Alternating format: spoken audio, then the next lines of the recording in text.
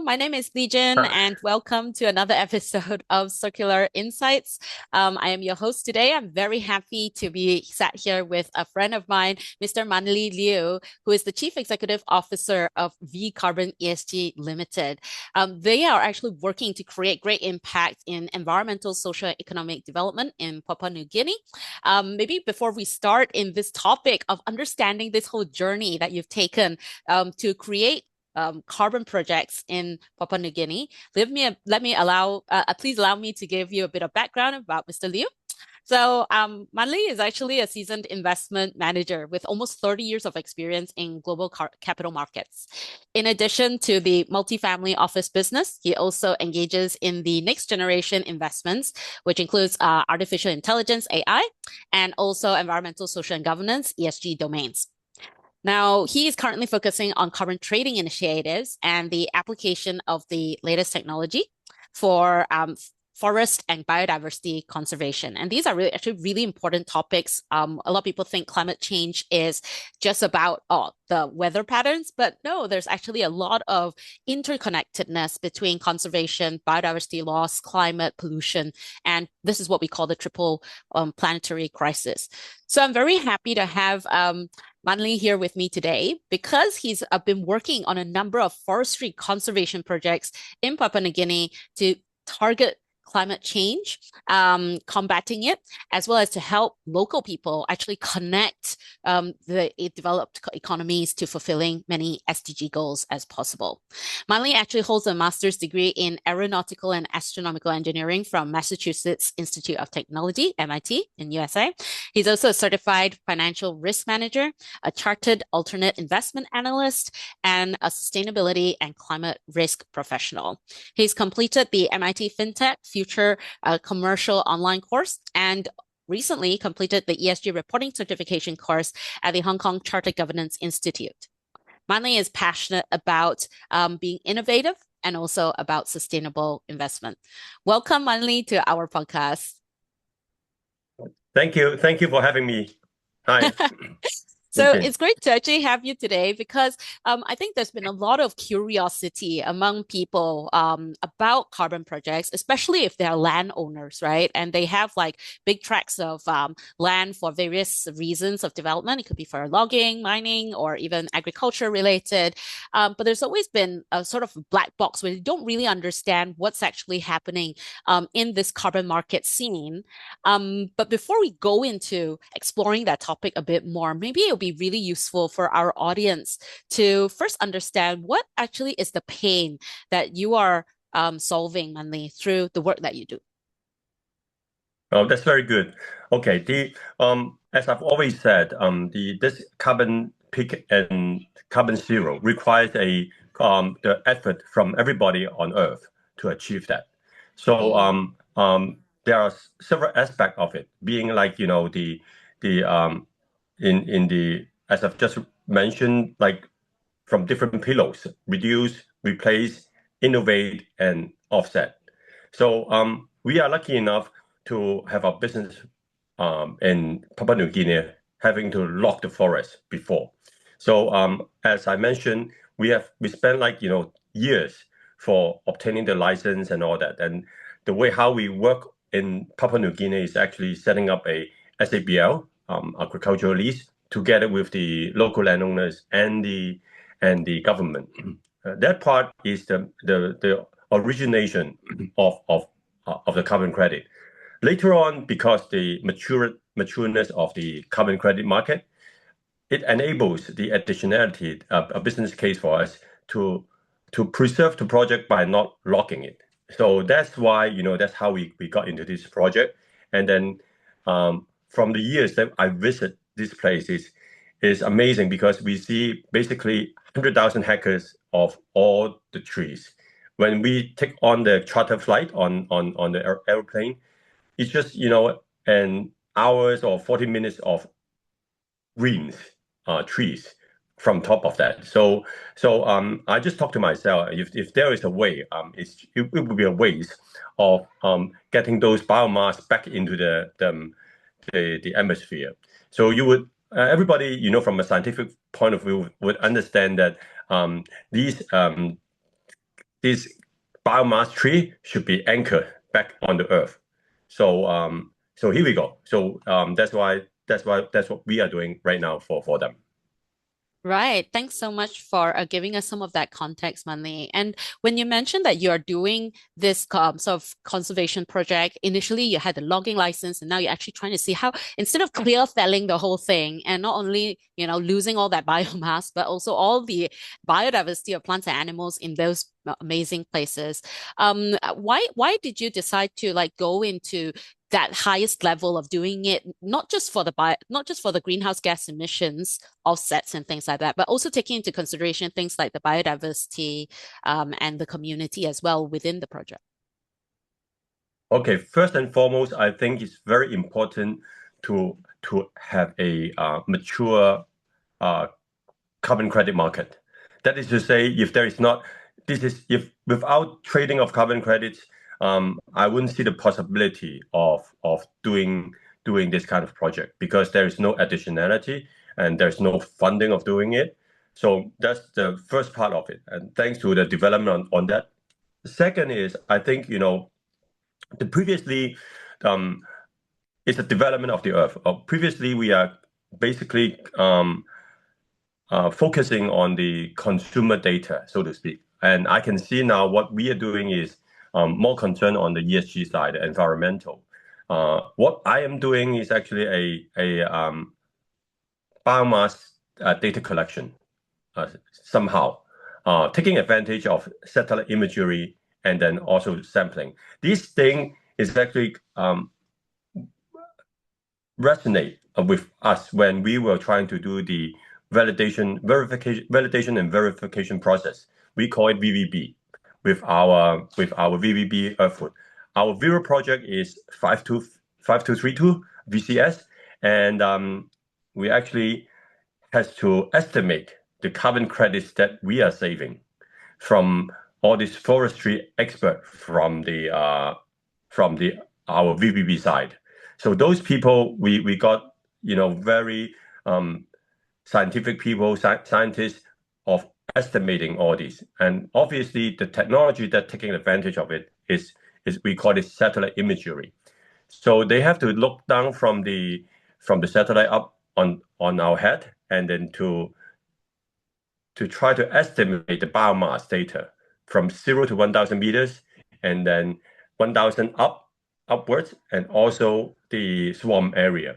Somewhat like, you're taking an MRI of your body. So different layers, they have to estimate. That's the first step. Afterwards, we have to calibrate. We call it the whole thing sampling. We have to try to put it on Earth, like sampling of 20 plots on land, making sure that the calibration is correct.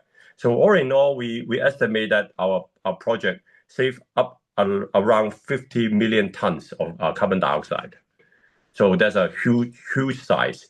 And also because in Papua New Guinea, the biomass density is very, very dense compared to other trees in tropical rainforest. And that's why this is a very huge project that we are able to do something for the earth on that scale, I would say. So in terms of collecting, that would means that our technology is on one hand, we are trying to do it to prevent degradation and deforestation. On the other hand, we are not, I wouldn't claim ourselves as a pioneer. It's just that we notice there is already technology or people that are doing it, especially UNFCCC. They have developed a near real-time monitoring for the Papua New Guinea on the million of hectares of land. Private vendors like Space Intelligence in UK, ST Engineering in Singapore, Akita in Japan. A lot of these, service provider, they are doing it for different projects from top down with monitoring. So those are the technology I think is very important for us to start keeping this biomass data. Before as a validation process, afterwards as a verification monitoring, continuum monitoring. By that, the carbon credit buyers like Shell, BP, the fossil fuels company will make sure that this continuation of the projects, the credits is intact for a 20 years or 30 years period of time. I would say that afterwards we have to take care of artificial intelligence to prevent degradation and deforestation from top down, because it's almost impossible for human being just to find out the degradation and deforest activities. First of all, degradation has to be monitored from that, and we don't see any good application for AI to achieve that. So it must be an AI exercise. Understanding that if they look into the satellite imagery, they will pick out the points, red flag for us to do the monitoring. So here we go. So that's why we are doing it. So in terms of getting the standard, or sometimes we call it gold levels, or from VERRA, meaning that for a project like this, ESG project like this, what are the requirements? What are the standard that we are achieving? You just mentioned that, but climate is a part of the game only. With satellite imagery and all that, they anchor that this is going to impact climate change, because we make sure that deforestation and degradation is okay on the ground. But the next thing is we also talk about community in the sense that by doing this project, how are we going to benefit the local people? And in the carbon standard, there is something called especially in Papua New Guinea, we have to do the FPIC, free prior informed consent from the local people, that they understand that why we are not doing the logging and what's the benefit of doing it. Obviously, they would ask for something like, for the living. If you don't let them log their trees, they have to find some ways to self-sustain. So those are the contribution that as a project developer, we have to handhold with them. On the credit side, we have to contribute after cost. A majority of that would go to the local people. We have to enhance their living. As you may know, I'll just share with you a story. Those people in Papua New Guinea, obviously the women, when they give birth, usually their chances of dying are really high. So I think, with us doing it, also the child, the percentage of reaching 5 years old or whatever, they are statistically very high. I think for us to do something, that's also the reason why we went into Papua New Guinea. Be it logging or even doing this preservation of forests, our goal is to make sure that people from the community have the basic right, human rights. The most basic human rights is to live.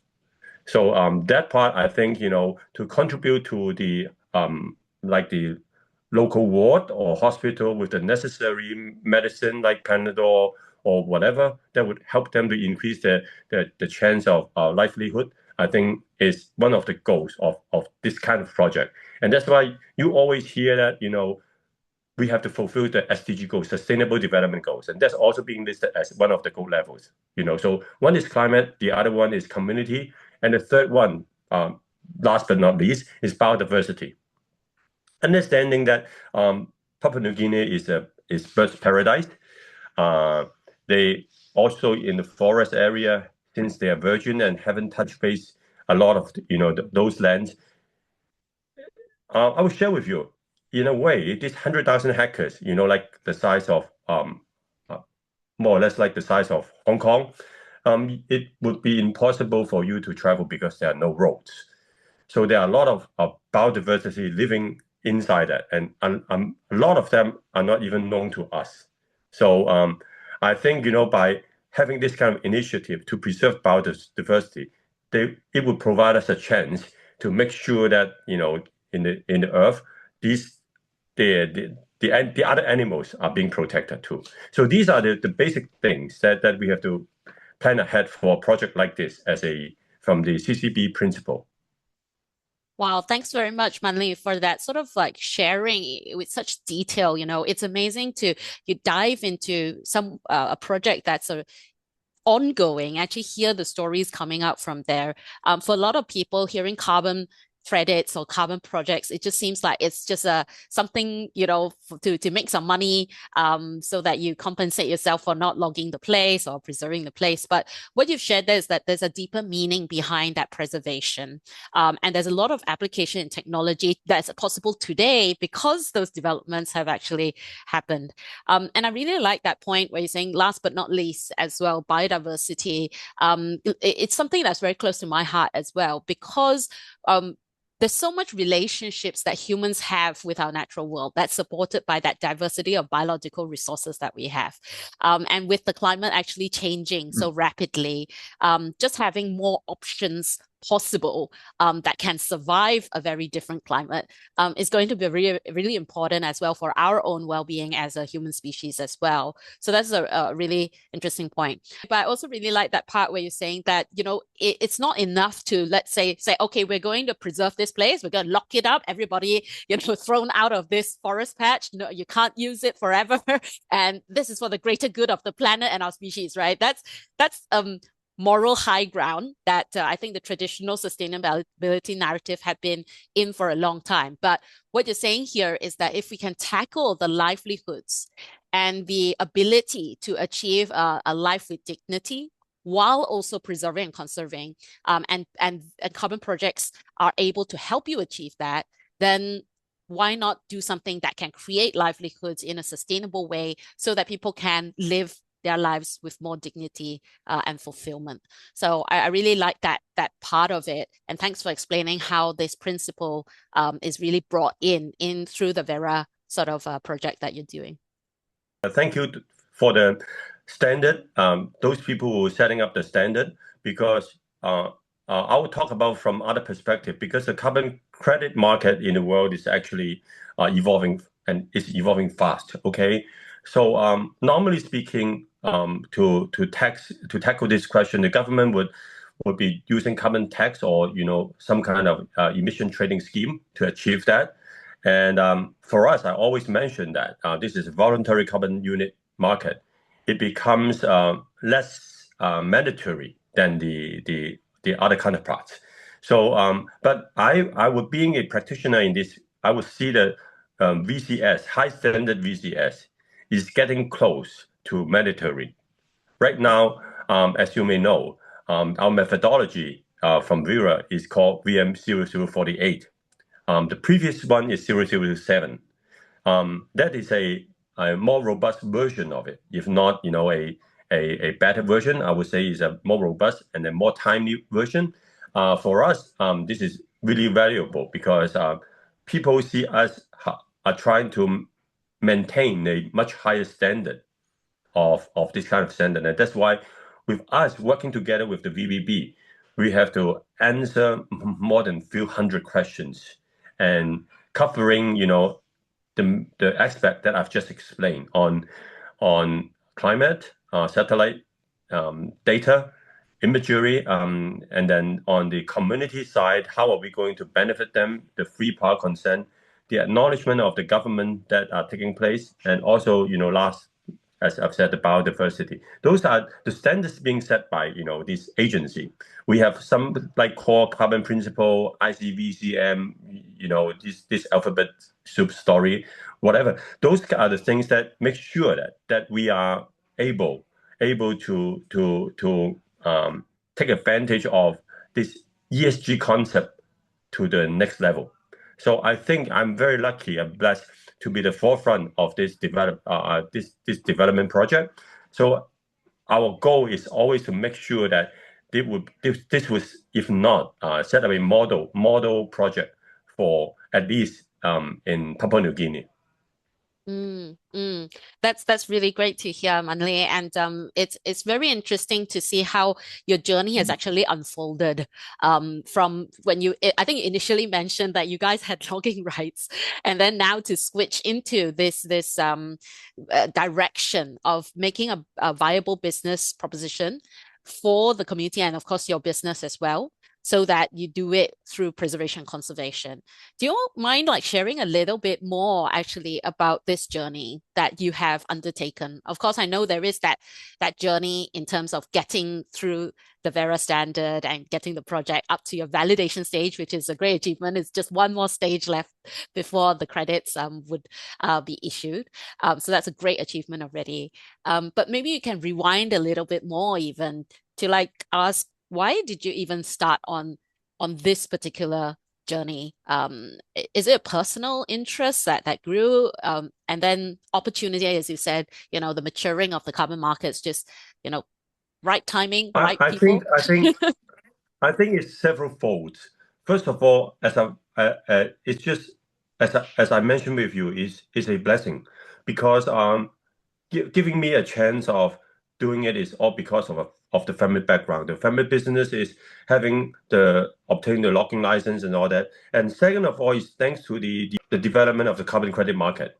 So without that, this is not possible. I see all those, huge fossil fuels companies like Shell, BP, NG, and especially European countries. They are very in front of this. As I've always said, carbon credit is a different kind of commodity. It's different from gold, different from crude oil, which real tangible commodity. Carbon credit is actually a financial instrument. So I always mention to my team, you don't see it as a credit. It's just something that you have to is how would I phrase this? It's not like the money that you own. It's something that people transact this money to you for doing something for the earth. So there is actually the other side of the equation. So when people are talking about carbon credit is getting expensive, I always explain it's because of cost of maintaining this high standard is continuing rising with C, CB, with climate, community, and biodiversity. So that's how the climate the credit is being compared to other side of like this. But I've just mentioned that also thanks to the awareness of us that the climate change is being imminent. So there's actually a business case, and people are willing to pay for it, and they're finding the right people, of doing it from the project development side, and also from the sovereign side, policy setters. They are trying to making sure that this is possible. So as I've said, this is just the right timing of the world that we are doing it, and nobody should take the credit for it. It's just that country-wise, policy setters, Singapore, say for example, being a hub center, they just make sure that this ecosystem is there, and we are lucky enough to be part of the ecosystem. And now, as you always see, the Article 6.0 signing between countries like Singapore with the third world country is actually a very exciting effort of a first world country leading the third world countries to achieve this carbon zero thing. I always mention when you go by the IETA conference, carbon conference in the world, you would just really amaze the whole human being race can join force together, suffering different parts of the problem, but just for one goal, carbon zero. So this is just amazing. When you solve math problems or whatever, you go into algebra, whatever topology, with just a limited amount of people solving that, right? But for this thing, it's actually everybody. Without anyone, it cannot be done. So I think we are lucky enough to be in this regard. So hopefully, what we are doing will be able to benefit the next generation. So in conclusion, I think this is the effort from a top down the macro perspective. From the micro perspective, as you may say, because our presence in Papua New Guinea is more than 20 years, more than that. So we have seen enough for this country as being one of the resourceful country in LNG gas, in mining, and also in the the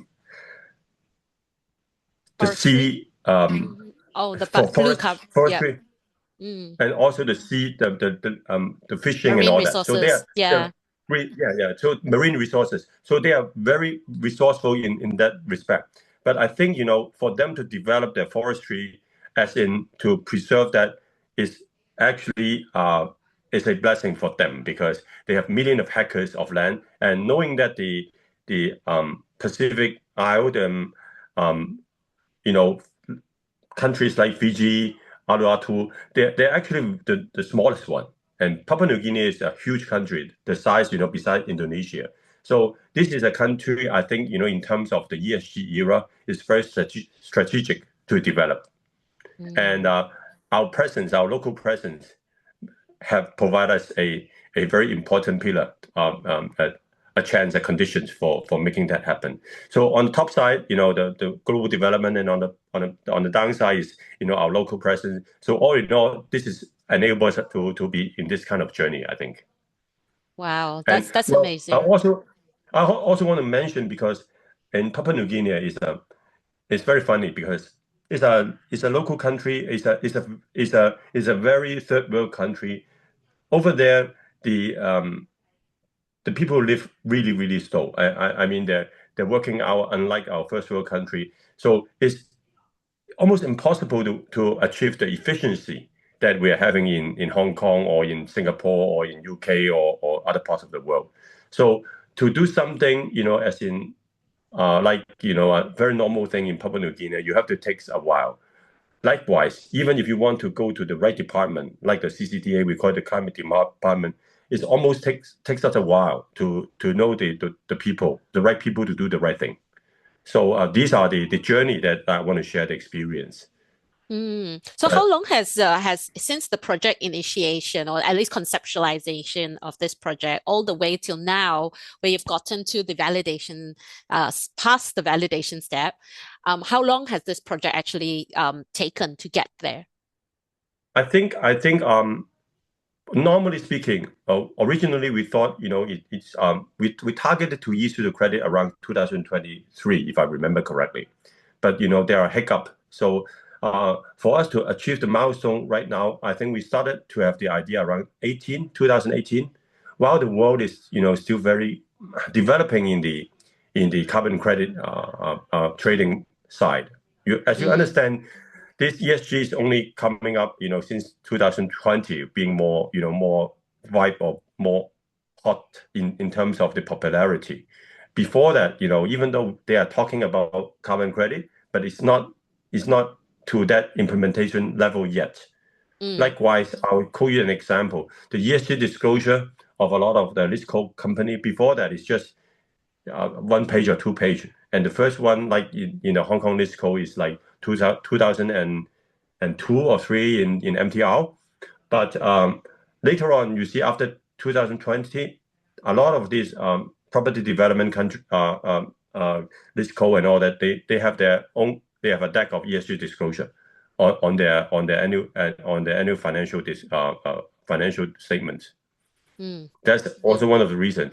One other part is in order for the fund manager, in order to invest in some of these company, they have to require is they have to make sure that those company has to disclose on their ESG plan. So that's all this become popular these few years. So to answer your question, our projects plan like 18, 19, and we started to do it like 2020, and now it's almost 6 years. mm. And that's quite a period to actually consistently keep going with this project. I'm just curious, Manly, what actually kept you going in that sense? I think in terms of milestone, we have to keep up with what I think the carbon credit world. Most importantly, I think in Singapore, because the country is being pushed on the ITMO level with Papua New Guinea, as I mentioned before, they signed an Article 6.0 with these third world countries. So Mm, that keeping up our confidence, and the continuing request for proposal for credits to being submitted to them. So that's also one of the drivers for us to getting better. And most importantly, I think is a Sylvera report. There are rating agency, carbon rating agency like B0 and Sylvera. I think when we visit Singapore, the rating agency gave us a BB-BBB pre-issuance report, which I think further anchor our confidence level for this market, and then we keep on going it. Obviously, to sustain this long time is tough, but well, as I've said, it's a no look back journey for us. So we just keep on going. But at this point in time, I think it's almost mature, and that's why we need to talk about carbon off taking, and also maybe some notable investor in the arena to bring us to another level. And you mentioned investors there. Did you require investors to get to this stage, or is it only at this stage that you're looking for, a new injection of investors to help you get to the next stage? But luckily, because we have our own family business to sustain it. I think all in all, we are self-financed up till now. But I think going forward, this effort has to be on a higher level. Especially when we have to talk to Singapore, all these, high level, bringing Papua New Guinea hand-holding to Singapore for the ITMO, international transferable mitigation outcomes.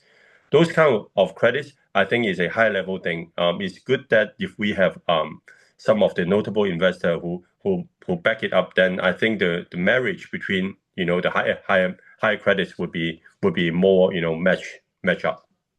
Yeah.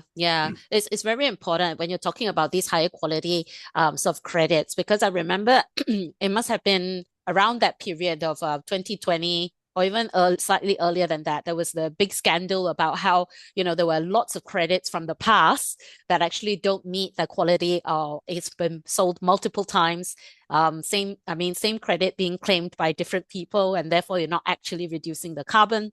And it's great to hear like the different stages that you've gone through, not only in terms of working with the validation and verification boards at the standards body, and the standards continuously being updated and improved, but also in terms of getting the rating agencies to give you extra confidence, not only you as the project developer, but also the investors looking to invest in projects have more confidence in the quality of the credits. Is so important to have all these different parties sort of come into play to have that safeguarding and making sure that the project actually delivers on what you initially wanted to achieve. So that's really great to hear. Now, Manli, if you had a magic wand, like what would you most want to see happen in the coming few years then? I think I always being very thankful to be a part of this project, and I can see that the biomass data, applying artificial intelligence would efficiently help us to preserve and conserve the forest resources. So if I have a magic word, I mean a magic wand, I think our goal is to continue, first of all, be the forefront of AI protection for the million of hectares of PNG forests, and later on to expand to places like Congo, continents in Africa.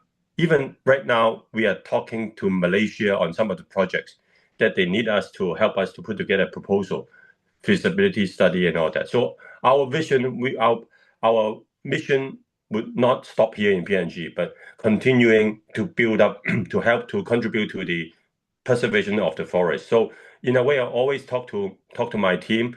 We are a little bit different from Elon Musk because he is sending rockets to Mars to make sure human races can migrate to Mars. But our is actually the other side of the spectrum.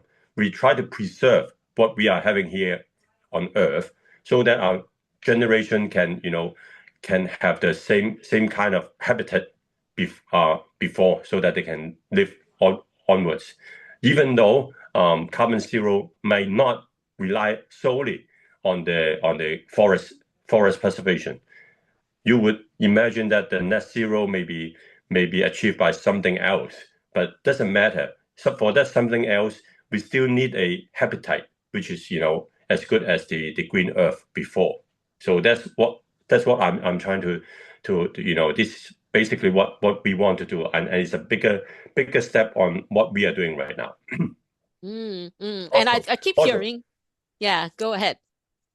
Also, there is something that's very important to share. What I'm going to see is, I think the previous era is a consumer data, okay, but going forward is a biomass data.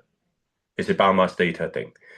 Somewhat like you collecting like the Google Map and all that. It seems like not important, but actually extremely important for us to go scientifically into preserving this aspect of the earth.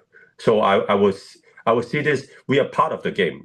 This won't be the end of it. We're just starting it, and then it's like Apple 1.0, Apple 2.0. They will have Apple 17. We will have the biomass 17 version later on. But we are just starting to do it, and then everybody got to pick this up.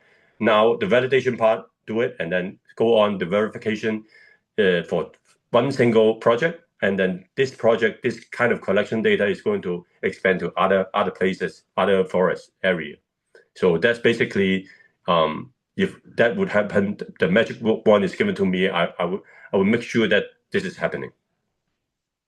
Right. Thanks very much, Manli, for that. And I think a central theme that I keep hearing throughout our conversation is how there are many different actors and players in this wider scheme of things.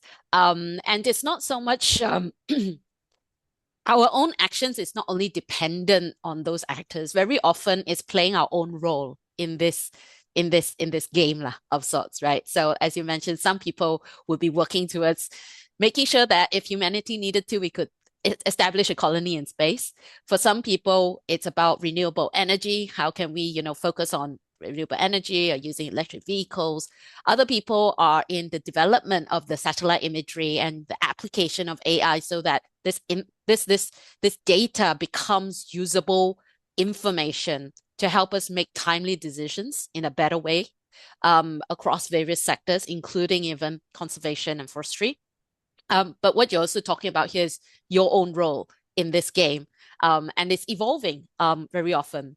One conversation I think that often pops up when we talk to different talents very early in their ESG or sustainability journey is it feels like it's almost fixed. Their role is almost fixed, right? That if I go into agriculture, I'm in agriculture, that's it, right? I'm not going to be able to expand my scope. But learning from your journey that you just shared today, there's actually a journey of going through various experiences and then realizing that you have a specific role that you want to play, and therefore applying yourself in all its different skills and experiences to then make it happen, that you grow in that role and it continues to evolve. Right. And yeah, that's really cool.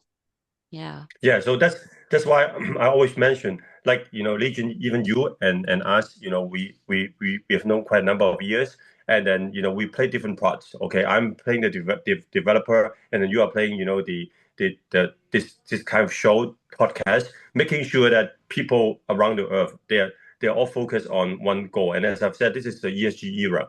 We are all Yeah. here to create a better earth for our younger generation. Our effort just start here. Also want to share, if we are very blessed to get a role here. Mm. Even with that, we can choose not to do anything, or lie down, or lie flat in Chinese words. But Ping. yes, but look, this is not, as I've always shared with my colleagues, this is not the right motivation, not the right mode of achieving things. I think we have to be active, and we have to actively pursuing. Though it might be wrong, but at least if it doesn't unfold to be hurting others, I think might as well just try to do as much as you can. So now Yeah. with us in this very important roles, I think our effort is to make sure that we can do the best Mm. and And I the love best what you for. said. With the right intention, trying to always strive for excellence, trying to do the best. And at the same time, it reminded me of a quote just as you were saying that. I think it was Edison or someone who said like, oh, was it the guy? Yeah. He said the light bulbs, right? He did like Yeah. 900 over times of failing. And people said, how can you keep going by failing so many times? And he said, no, I didn't fail. All I did was show what doesn't work. Right? And it actually takes a lot of people to be willing to test and apply and implement to know what will work and what will not work in the real life. Because if we keep just having beautiful strategies on paper, beautiful commitments and targets on paper, and there's not actually people down on the ground implementing, learning, evolving, striving to do better each time, then ESG, sustainability, climate action, or even living a life with dignity it's just like an illusion, it's a dream, right?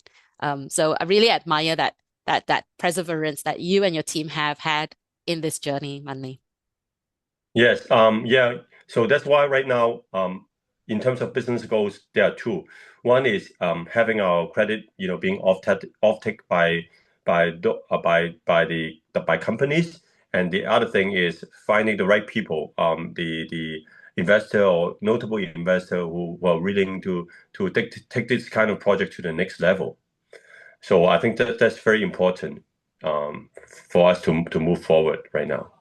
Okay, right. So on that note, how can people who are listening to this podcast connect with you if they want to support the efforts that you're doing? How can they find you? And who are you looking for specifically in your next stage? Well, actually, our company is called V Carbon, and Mm, then my email is manny@vcarbon png.com. So you can contact me through email. Obviously, if they need like my telephone number, it would be also okay that we share we you share our contact with them.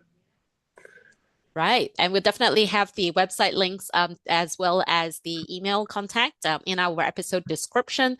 So please look at the episode description below so that you can get in contact with Manly if this episode resonated with you and you want to also play a role in this. It's really great to actually have this conversation, Manly. Very often people think it's a big thing that's very far away from them. But today we've actually talked about so many different roles, so many different small actions that may at that time seem like, I don't know why you're doing this. But then when the bigger picture actually comes together, every little progress forward has actually contributed to it.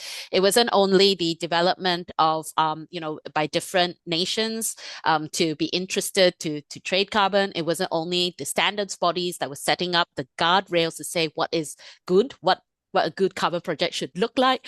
It wasn't only the market instruments to actually being tested to transact those transfers of carbon, but it was also the Exactly. appetite of people, be it big corporations or even the individuals within those various organizations having that appetite to want to do something and not just lie flat. I think at this point, for everyone in the audience, if you have been thinking about doing something for your own experiences, but also for the generations to come, about staying in this planet Earth, then please feel free to reach out to us at Circular Business Association. We are an ecosystem builder aimed to solve the climate crisis and create a livable world by accelerating business transition into a profitable circular economy. With that, Manli, any last thoughts that you'd like to share with our audience? Well, I think I've shared enough. Thank you for having me. Yes, I think we are all in a very precious journey. Maybe in 10 to 20 years, we do it, for our next generation. So I'm really proud and I'm really blessed for having this opportunity to do this kind of project and continue working in the ecosystem by showing case, what we are doing. Thank you so much, Manli, for that. And for also those of you in the audience who may be getting very confused about carbon markets, there is a lot of material out there, but in case you feel lost or anything, please feel free to reach out to us at Circular Business Association as well. We have had a very sort of like a basic journey description through our carbon market journey readiness program. It's basically just to help you understand the basics so that you can even have more deeper conversations with the different players that you meet with. Please don't feel that you need to continue figuring it out on your own. As Manli has showed through his journey, there are many different players that have emerged over the last, I think, rapidly in the last 10 years that is ready to help you in your own journey. You don't have to figure this out on your own. And that's why we as ecosystem builders are here, because connecting the right people at the right timing with the right values is something that we take very seriously about our role. So thanks again, Manli, for joining us in this episode. For all our listeners, thank you for listening to the end, and I'll see you in another episode of Circular Insights. Until then, take care, and wishing you all good health. Goodbye. Bye-bye. Thank you.